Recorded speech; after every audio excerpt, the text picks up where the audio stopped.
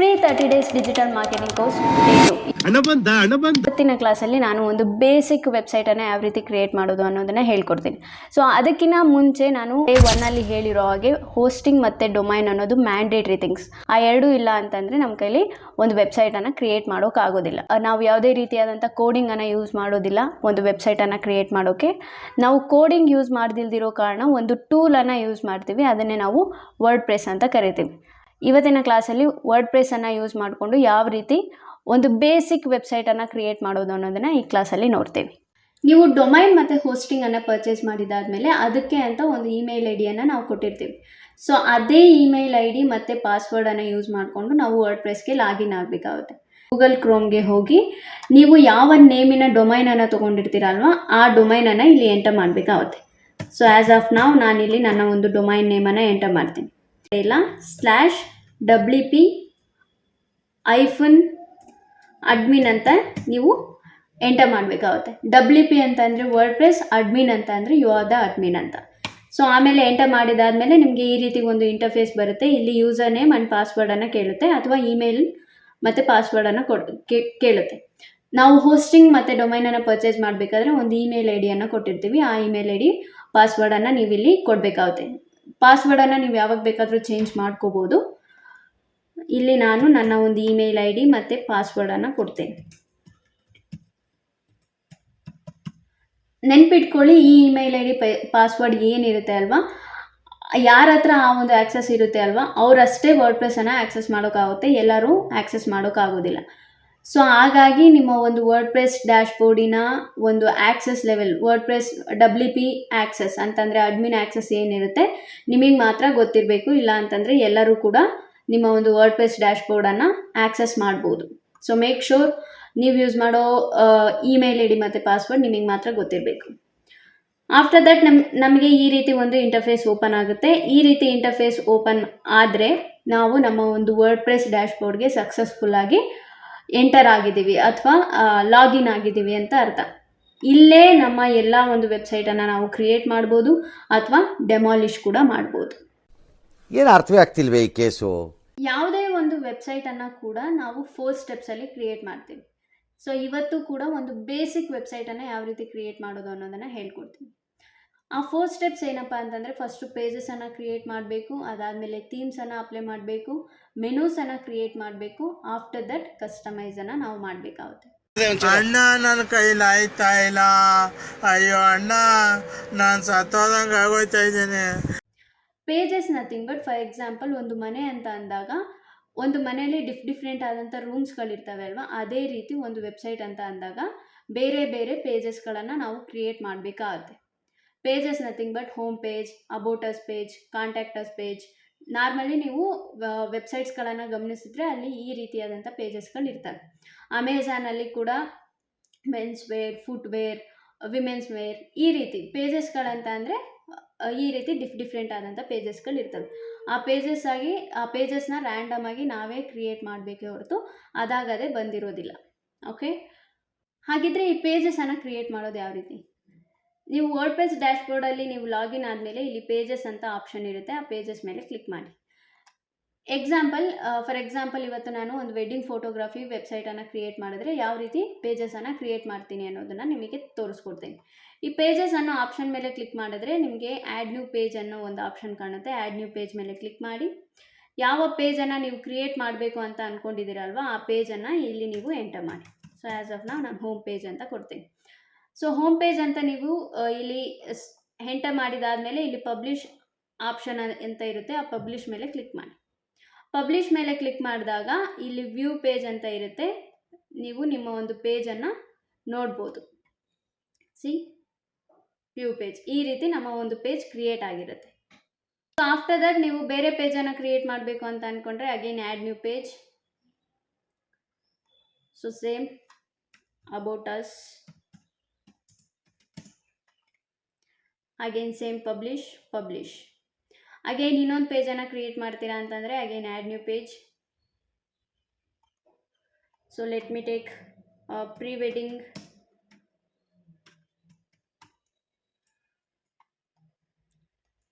shoots, pre-wedding shoot. So publish. Publish. Again ಇನ್ನೊಂದು ಪೇಜನ್ನು create ಮಾಡ್ತೀರಾ ಅಂತಂದರೆ ಸೇಮ್ ಆ್ಯಡ್ ನ್ಯೂ ಪೇಜ್ ಮೇಲೆ ಕ್ಲಿಕ್ ಮಾಡಿ. ಕ್ಯಾಂಡಿಡ್.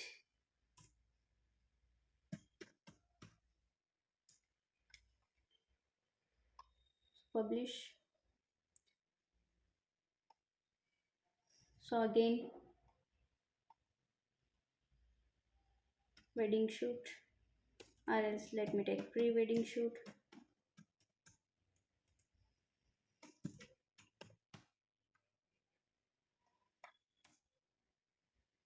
So same publish.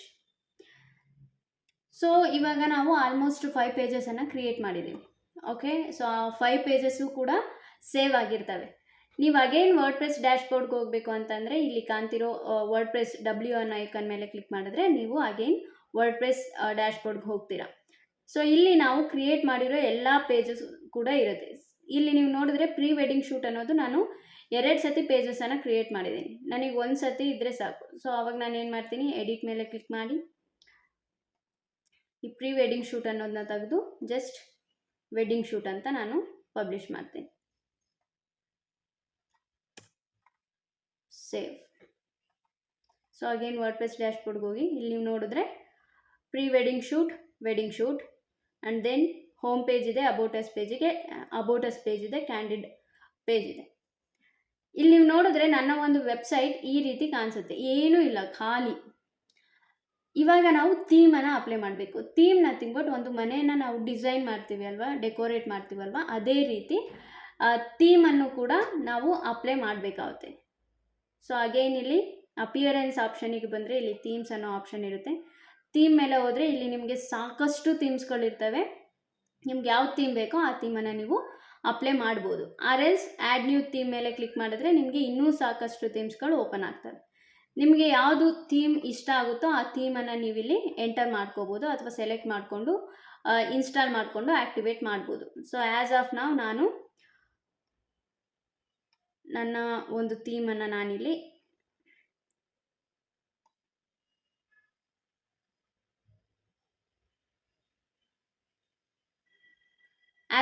ನಾನಿಲ್ಲಿ ನನ್ನ ಥೀಮನ್ನು ನಾನು ಆ್ಯಕ್ಟಿವೇಟ್ ಮಾಡ್ಕೋತೀನಿ. ಮೀನಾ ಮೇಜ್ ಅಂತ ಒಂದು ಥೀಮ್ ಇದೆ, ಆ ಥೀಮನ್ನು ನಾನು ಆ್ಯಕ್ಟಿವೇಟ್ ಮಾಡ್ಕೋತೀನಿ. ಏನಕ್ಕಪ್ಪ ಈ ಥೀಮನ್ನು ಯೂಸ್ ಮಾಡಿದೆ ಅಂತಂದರೆ, ಈ ಥೀಮ್ ಮೇಲೆ ನೀವು ವರ್ಕ್ ಮಾಡೋದು ಕಲಿತ್ರೆ ಆಲ್ಮೋಸ್ಟ್ ಎಲ್ಲ ಥೀಮ್ ಮೇಲೂ ನೀವು ವರ್ಕ್ ಮಾಡ್ಬೋದು. ಯಾಕೆ ಅಂತಂದರೆ ಎಲ್ಲ ಥೀಮಲ್ಲೂ ಬೇರೆ ಬೇರೆ ಆಪ್ಷನ್ಸ್ ಇದ್ದರೆ ಆ ಎಲ್ಲ ಥೀಮಲ್ಲೂ ಏನು ಆಪ್ಷನ್ಸ್ ಇರ್ತಾವೋ ಆ ಎಲ್ಲ ಆಪ್ಷನ್ಸ್ಗಳು ಈ ಒಂದು ಥೀಮಲ್ಲಿ ಇರ್ತವೆ. ಸೊ ಹಾಗಾಗಿ ನಾನು ಮೀನಾ ಮೇಜ್ ಥೀಮನ್ನೇ ನಿಮಗೆ ಪ್ರಾಕ್ಟೀಸ್ ಮಾಡೋಕ್ಕೋಸ್ಕರ ರೆಕಮೆಂಡ್ ಮಾಡ್ತೀನಿ. ಸೊ ಒನ್ಸ್ ನಾವು ಥೀಮ್ ಅಪ್ಲೈ ಮಾಡಿದ್ವಿ, ಪೇಜಸನ್ನು ಕ್ರಿಯೇಟ್ ಮಾಡಿದ್ವಿ, ಥೀಮನ್ನು ಅಪ್ಲೈ ಮಾಡಿದ್ವಿ, ದೆನ್ ಮೆನೂಸನ್ನು ಕ್ರಿಯೇಟ್ ಮಾಡಬೇಕು. Menu nothing but for example ನೀವು ನಿಮ್ಮ ಫ್ರೆಂಡು ಯಾವುದಾದ್ರೂ ಒಂದು ರೆಸ್ಟೋರೆಂಟ್ಗೆ ಹೋಗ್ತೀರಾ ಅಂತ ಅಂದ್ಕೊಳ್ಳಿ. ಆ ರೆಸ್ಟೋರೆಂಟ್ಗೆ ಹೋದಾಗ ನಾರ್ಮಲಿ ಏನಾಗುತ್ತೆ ಅಂತಂದರೆ, ಲೆಟ್ ಮಿ ಟೇಕ್, ನೀವು ನಾನ್ ವೆಜಿಟೇರಿಯನ್, ನಿಮ್ಮ ಫ್ರೆಂಡ್ ವೆಜಿಟೇರಿಯನ್ ಅಂತ ಅಂದ್ಕೊಳ್ಳಿ. ಆ ಮೆನು ಕಾರ್ಡಲ್ಲಿ ಸೆಪ್ರೇಟ್ ಮೆನು ಕಾರ್ಡ್ ಕೊಟ್ಟರೆ ಓಕೆ, ಬಟ್ ಆ ಸೇಮ್ ಮೆನು ಕಾರ್ಡಲ್ಲಿ ವೆಜ್ ಎಲ್ಲಿರುತ್ತೋ ನಾನ್ ವೆಜ್ಜು ಕೂಡ ಅದೇ ಆರ್ಡರಲ್ಲಿ ಇದ್ದೆ ಇಬ್ಬರಿಗೂ ಕನ್ಫ್ಯೂಸ್ ಆಗುತ್ತೆ, ರೈಟ್? ಅದೇ ರೀತಿ ಇಲ್ಲೂ ಕೂಡ ಪೇಜಸನ್ನು ನಾವು ಕ್ರಿಯೇಟ್ ಮಾಡಿದ್ದೀವಿ. ಫಾರ್ ಎಕ್ಸಾಂಪಲ್ ಇವಾಗ ನಾನು ನಿಮಗೆ ನಾನು ಒಂದು ವೆಬ್ಸೈಟನ್ನು ಕ್ರಿಯೇಟ್ ಮಾಡಿದ್ರೆ ಇಲ್ಲಿ ಪೇಜಸ್ಗಳು ನಿಮಗೆ ಕಾಣ್ತಿದ್ದಾವೆ, ರೈಟ್? ಸಿ ಪೇಜಸ್ಗಳು. ಇಲ್ಲಿ ನನ್ನ ಪೇಜಸ್ಗಳು ಆರ್ಡರ್ ವೈಸ್ ಇಲ್ಲವೇ ಇಲ್ಲ, ಏನೋ ಒಂದು ರ್ಯಾಂಡಮ್ ವೇ ಅಲ್ಲಿ ಇದ್ದಾವೆ. ಹೋಮ್ ಪೇಜ್ ಆದಮೇಲೆ about us, candid, home, pre wedding shoot, sample page, wedding shoot. So ನನಗೆ ಈ ರೀತಿ ನನ್ನ ಪೇಜಸ್ಗಳು ಇರಬಾರ್ದು, ಒಂದು ರ್ಯಾಂಡಮ್ ಆಗಿ ಇರಬಾರ್ದು, ನನಗೆ ಆರ್ಡರ್ ವೈಸಾಗಿ ಇರಬೇಕು. ಸೊ ಆರ್ಡರ್ ವೈಸಾಗಿ ಇರಬೇಕು ಅಂತಂದರೆ ನಾವು ಮೆನುವನ್ನು ಕ್ರಿಯೇಟ್ ಮಾಡಲೇಬೇಕು. ಸೊ ಆ ಮೆನುವನ್ನು ಯಾವ ರೀತಿ ಕ್ರಿಯೇಟ್ ಮಾಡಬೇಕು ಅಂತಂದರೆ, ಅಗೇನ್ ನೀವು ನಿಮ್ಮ ಒಂದು ವರ್ಡ್ಪ್ರೆಸ್ ಡ್ಯಾಶ್ಬೋರ್ಡ್ಗೆ ಹೋದರೆ ಅಪಿಯರೆನ್ಸ್ ಕೆಳಗಡೆ ಮೆನೂಸ್ ಅಂತ ಒಂದು ಆಪ್ಷನ್ ಇರುತ್ತೆ. ಆ ಮೆನೂಸ್ ಮೇಲೆ ಕ್ಲಿಕ್ ಮಾಡಿ. ಮೆನೂಸ್ ಮೇಲೆ ಕ್ಲಿಕ್ ಮಾಡಿದಾಗ ಈ ರೀತಿ ಒಂದು ಇಂಟರ್ಫೇಸ್ ಓಪನ್ ಆಗುತ್ತೆ. ನಿಮ್ಮ ಒಂದು ಮೆನುಗೆ ನೀವು ನೇಮನ್ನು ಕೊಡಬೇಕಾಗುತ್ತೆ. ನೇಮನ್ನು ಕೊಟ್ಟಾದಮೇಲೆ ಇಲ್ಲಿ ಕ್ರಿಯೇಟ್ ಮೆನು ಅಂತ ಆಪ್ಷನ್ ಇರುತ್ತೆ, ಅದ್ರ ಮೇಲೆ ಕ್ಲಿಕ್ ಮಾಡಿ. ಕ್ರಿಯೇಟ್ ಮೆನು ಆಪ್ಷನ್ ಮೇಲೆ ಕ್ಲಿಕ್ ಮಾಡಿದಾಗ ನಾವು ಏನೇನು ಪೇಜಸ್ಗಳನ್ನು ಕ್ರಿಯೇಟ್ ಮಾಡಿದ್ವಿ ಅಲ್ವಾ, ಆ ಎಲ್ಲ ಪೇಜಸ್ಸು ಕೂಡ ಇಲ್ಲಿ ಡಿಸ್ಪ್ಲೇ ಆಗ್ತವೆ, ನೀವು ಇಲ್ಲಿ ನೋಡ್ಬೋದು. ಓಕೆ, ಸೊ ನಿಮಗೆ ಯಾವ್ಯಾವ ಪೇಜ್ ಬೇಕೋ ಆ ಪೇಜನ್ನು ನೀವು ಇಲ್ಲಿ ಸೆಲೆಕ್ಟ್ ಮಾಡ್ಕೋಬೇಕು. ಸೊ ನಾನಿಲ್ಲಿ ಎಲ್ಲ ಪೇಜನ್ನು ಸೆಲೆಕ್ಟ್ ಮಾಡ್ಕೋತೀನಿ. After that add to menu ಮೇಲೆ ಕ್ಲಿಕ್ ಮಾಡಿ. ಆ್ಯಡ್ ಟು ಮೆನು ಮೇಲೆ ಕ್ಲಿಕ್ ಮಾಡಿದಾಗ ನಮ್ಮ ಒಂದು ಪೇಜಸ್ ಮೆನುಗೆ ಆ್ಯಡ್ ಆದವು. ಇವಾಗ ನೀವು ಇದನ್ನು ಆರ್ಡರ್ ವೈಸಲ್ಲಿ ನೀವು ಸೆಲೆಕ್ಟ್ ಮಾಡ್ಕೋಬೇಕಾಗುತ್ತೆ. First home page, so home page, after that about us page,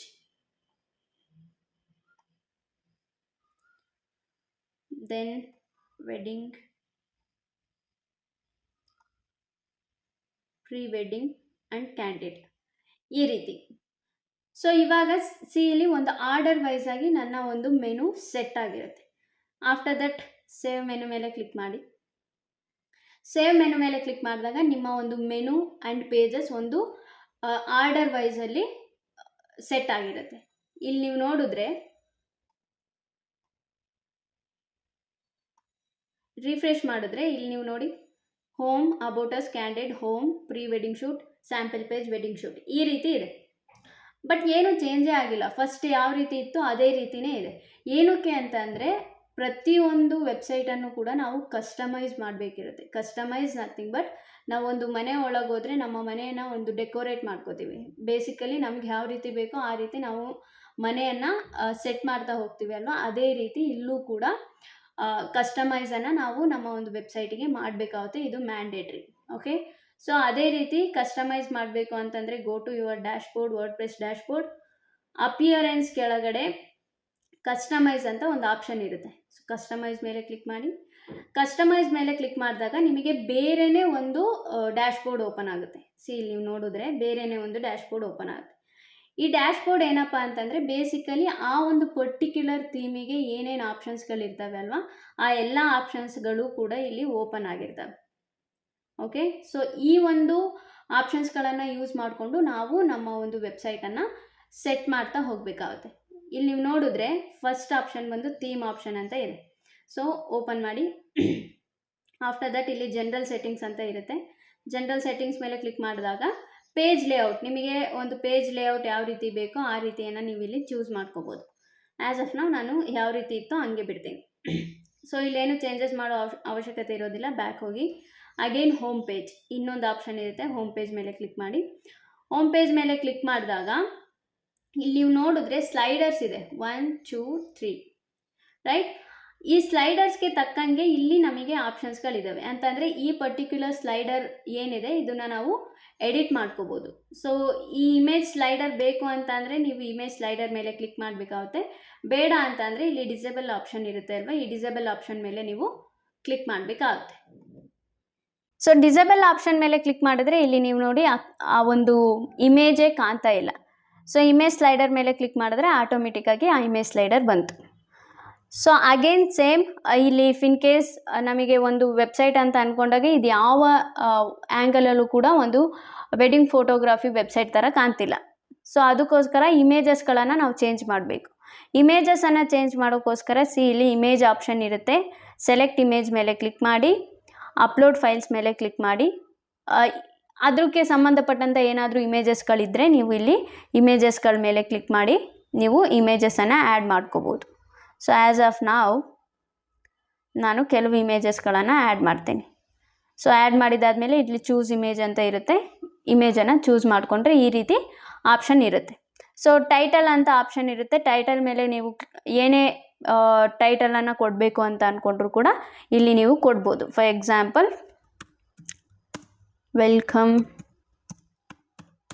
to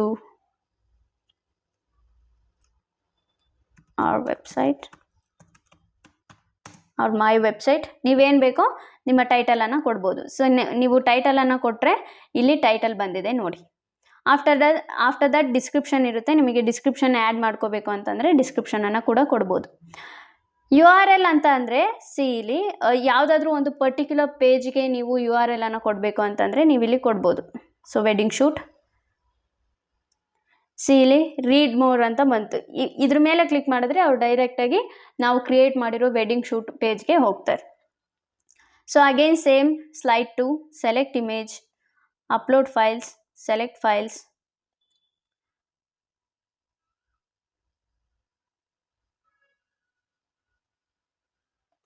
so same options, open,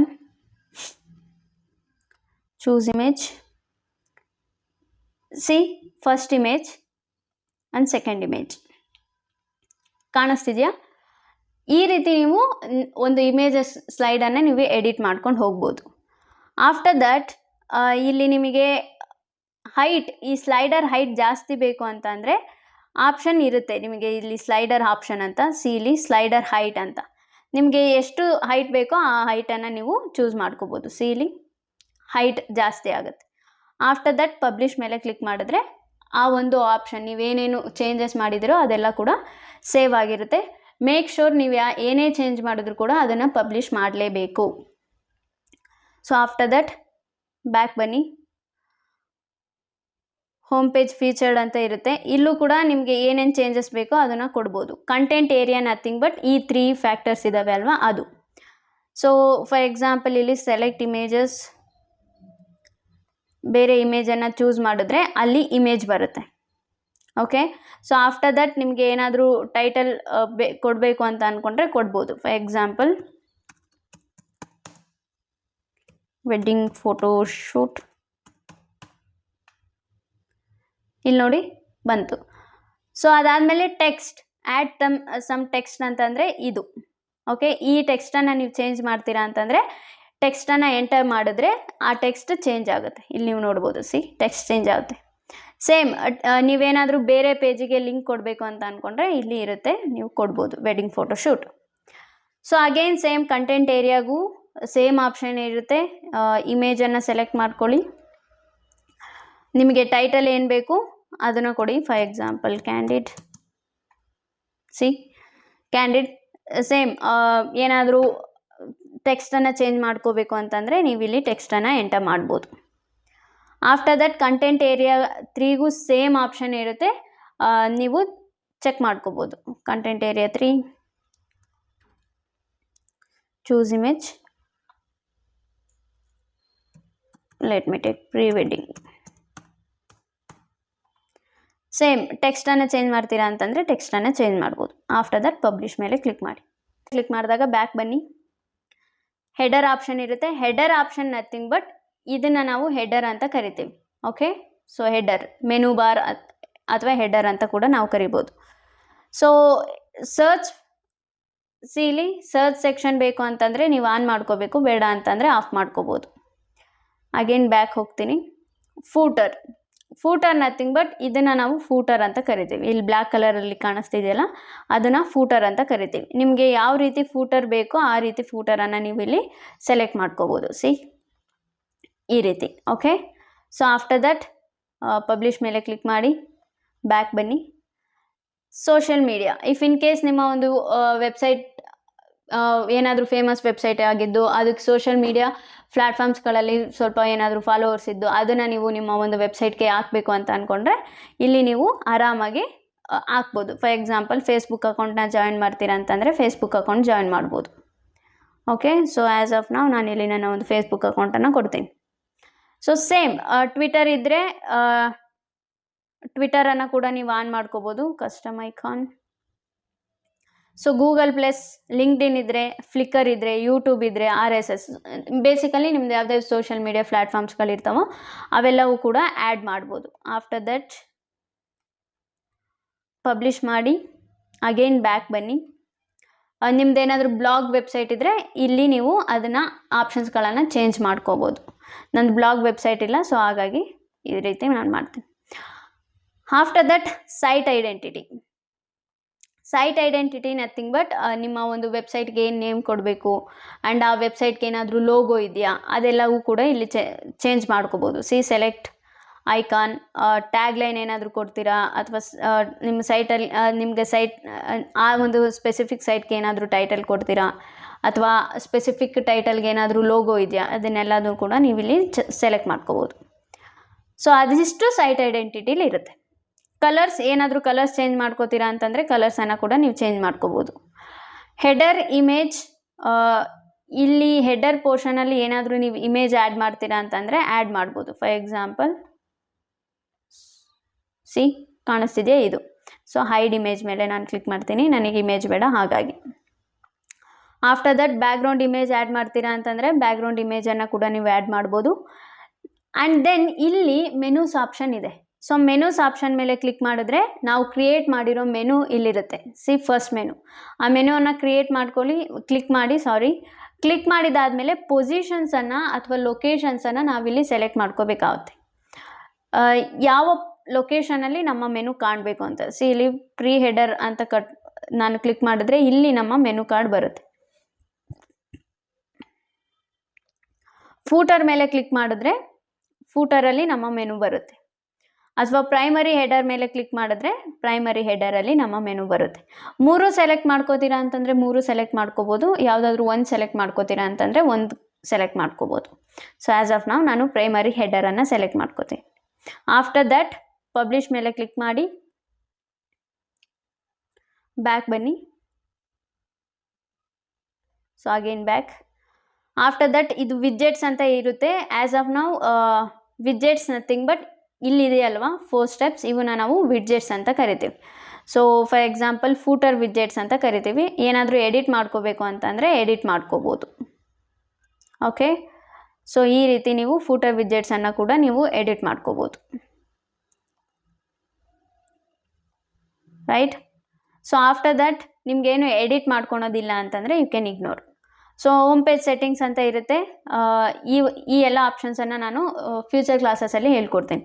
home page nothing but for example ಯಾರಾದರೂ ನಿಮ್ಮ ಒಂದು ವೆಬ್ಸೈಟನ್ನು ಓಪನ್ ಮಾಡಿದಾಗ ಡೈರೆಕ್ಟ್ ಇದೇ ಪೇಜಿಗೆ ಬರಬೇಕು, ನಮ್ಮ ಹೋಮ್ ಪೇಜಿಗೆ ಬರಬೇಕು ಅನ್ನೋ ಆಗಿದ್ದರೆ ಸ್ಟಾಟಿಕ್ ಪೇಜ್ ಮೇಲೆ ಕ್ಲಿಕ್ ಮಾಡಿ ನಿಮ್ಮ ಹೋಮ್ ಪೇಜನ್ನು ನೀವು ಸೆಲೆಕ್ಟ್ ಮಾಡ್ಕೋಬೇಕಾಗುತ್ತೆ. ಓಕೆ, ಸೊ ಇಲ್ಲ ಇಫ್ ಇನ್ ಕೇಸ್ ನಿಮ್ದೇನಾದರೂ ಬ್ಲಾಗ್ ವೆಬ್ಸೈಟ್ ಆಗಿದ್ದರೆ ನಮ್ಮ ಬ್ಲಾಗೇ ಫಸ್ಟ್ ಕಾಣಬೇಕು ಅಂತಂದರೆ ಯುವರ್ ಲೇಟೆಸ್ಟ್ ಪೋಸ್ಟ್ ಅಂತ ಇರುತ್ತೆ, ಇದನ್ನು ನೀವು ಸೆಲೆಕ್ಟ್ ಮಾಡ್ಕೋಬೇಕಾಗುತ್ತೆ. ಆ್ಯಸ್ ಆಫ್ ನಾನು ನನ್ನ ಸ್ಟ್ಯಾಟಿಕ್ ಪೇಜನ್ನು ಸೆಲೆಕ್ಟ್ ಮಾಡಿಕೊಂಡು ಹೋಮ್ ಪೇಜನ್ನು ಸೆಲೆಕ್ಟ್ ಮಾಡ್ಕೋತೀನಿ. ಆಫ್ಟರ್ ದಟ್ ಪಬ್ಲಿಷ್ ಮೇಲೆ ಕ್ಲಿಕ್ ಮಾಡಿದ್ರೆ ನಿಮ್ಮ ಒಂದು ವೆಬ್ಸೈಟ್ ಯಾವ ರೀತಿ ಕಾಣುತ್ತೆ ಅಂತ ಅಂದರೆ ಈ ರೀತಿ ಕಾಣುತ್ತೆ. So again go to your website. ಈ ರೀತಿ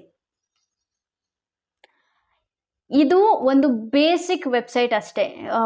ಅಡ್ವಾನ್ಸ್ ಲೆವೆಲ್ ಏನು ಡಿಸೈನಿಂಗ್ ಇದೆ ಅದು ಫ್ಯೂಚರ್ ಕ್ಲಾಸಸಲ್ಲಿ ನಾನು ಹೇಳ್ಕೊಡ್ತೀನಿ. ಇದು ಒಂದು ಬೇಸಿಕ್ ವೆಬ್ಸೈಟನ್ನೇ ಯಾವ ರೀತಿ ಕ್ರಿಯೇಟ್ ಮಾಡೋದು ಅನ್ನೋದಷ್ಟೇ ಇವತ್ತಿನ ಕ್ಲಾಸ್ ಆಗಿತ್ತು. ತುಂಬ ಸಿಂಪಲ್, ಏನು ರಾಕೆಟ್ ಸೈನ್ಸ್ ಏನಿಲ್ಲ, ಬಟ್ ಪ್ರಾಕ್ಟೀಸ್ ಮಾಡಬೇಕು ಅಷ್ಟೇ. ಪ್ರಾಕ್ಟೀಸ್ ಮಾಡಿದ್ರೆ ಎಲ್ಲವೂ ಕೂಡ ಬರ್ತಾ ಹೋಗುತ್ತೆ. ಪ್ರಾಕ್ಟೀಸ್ ಮಾಡಲಿಲ್ಲ ಅಂತಂದರೆ ಕಲ್ತಿರೋದು ಕೂಡ ನಮಗೆ ಮರ್ತೋಗೋ ಚಾನ್ಸಸ್ ಇರುತ್ತೆ. ಸೊ ನಾನು ಏನು ಹೇಳ್ಕೊಟ್ಟಿದ್ದೀನಿ ಅಲ್ವಾ, ಅದನ್ನು ನಿಮ್ಮ ಹತ್ರ ಲ್ಯಾಪ್ಟಾಪ್ ಇದ್ದರೆ ಪ್ರಾಕ್ಟೀಸ್ ಮಾಡಿ. ಪ್ರಾಕ್ಟೀಸ್ ಮಾಡಿದ್ರೆ ನಿಮಗೆ ನೆನಪಲ್ಲಿ ಉಳಿದಿರುತ್ತೆ. ಇಲ್ಲ ಅಂತಂದರೆ ಪ್ರತಿದಿನ ಇಫ್ ಇನ್ ಕೇಸ್ ನೀವು ನೆಕ್ಸ್ಟ್ ಟೈಮ್ ಏನಾದರೂ ನಾನು ನನ್ನ ವೀಡಿಯೋಸ್ಗಳನ್ನು ನೋಡಿದೆ ಅದೇ ರೀತಿ ನೀವು ಕ್ರಿಯೇಟ್ ಮಾಡೋಕ್ಕೋದ್ರೆ ಸಾಕಷ್ಟು ಕನ್ಫ್ಯೂಷನ್ಸ್ಗಳು ಬರ್ತಾ ಹೋಗ್ತವೆ. ಸೊ ಹಾಗಾಗಿ ವೀಡಿಯೋಸ್ಗಳನ್ನು ನೋಡ್ತಾ ಅದ್ರ ಜೊತೆಗೆ ಪ್ರಾಕ್ಟೀಸ್ ಮಾಡ್ತಾ ಇರಿ. ಸೊ ಪ್ರಾಕ್ಟೀಸ್ ಮಾಡ್ತಿದ್ರೆ ನಿಮಗೆ ಬರುತ್ತೆ. ಓಕೆ, ಸೊ ಇದು ಜಸ್ಟ್ ಒಂದು ಬೇಸಿಕ್ ವೆಬ್ಸೈಟ್, ಅಡ್ವಾನ್ಸ್ ಲೆವೆಲ್ ಏನು ವೆಬ್ಸೈಟ್ ಡಿಸೈನಿಂಗ್ ಅಲ್ಲ, ಒಂದು ಬೇಸಿಕ್ ವೆಬ್ಸೈಟ್. ಬಿಕಾಸ್ ಇವಾಗ ನಿಮಗೆ ಪೇಜಸ್ ಅಂದರೆ ಏನು, ಮೆನೂಸ್ ಅಂದರೆ ಏನು, ಥೀಮ್ಸ್ ಅಂದರೆ ಏನು ಅಂತಲೇ ಗೊತ್ತಿಲ್ಲ ಅಂತಂದರೆ ಫ್ಯೂಚರಲ್ಲಿ ನಿಮಗೆ ಒಂದು ಅಡ್ವಾನ್ಸ್ ಲೆವೆಲ್ ವೆಬ್ಸೈಟನ್ನು ಕ್ರಿಯೇಟ್ ಮಾಡೋಕೆ ಹೋದಾಗ ಸಾಕಷ್ಟು ಕನ್ಫ್ಯೂಷನ್ಸ್ ಬರುತ್ತೆ. ಸೊ ಅದಕ್ಕೋಸ್ಕರನೇ ಈ ಒಂದು ಬೇಸಿಕ್ ಲೆವೆಲ್ ವೆಬ್ಸೈಟನ್ನು ನಾನು ನಿಮಗೆ ಹೇಳಿಕೊಟ್ಟೆ ಅಷ್ಟೇ. ಓಕೆ, ಐ ಹೋಪ್ ಅರ್ಥ ಆಗಿದೆ ಅಂತ ಅಂದ್ಕೊತೀನಿ. ಇಫ್ ಇನ್ ಕೇಸ್ ನಿಮ್ಗೆ ಏನೇ ಡೌಟ್ಸ್ ಇದ್ದರೂ ಕಮೆಂಟ್ ಸೆಕ್ಷನಲ್ಲಿ ನೀವು ತಿಳಿಸಿ, ನಾನು ನಿಮ್ಮ ಒಂದು ಡೌಟ್ಸ್ಗಳನ್ನು ಕ್ಲಿಯರ್ ಮಾಡ್ತೀನಿ. ಸೂಪರ್ ಆಗಿದೆ. ಎರಡನೇ ಭಾಗ ವೆಯ್ಟ್ ಮಾಡ್ಬೇಕು ನಾವು.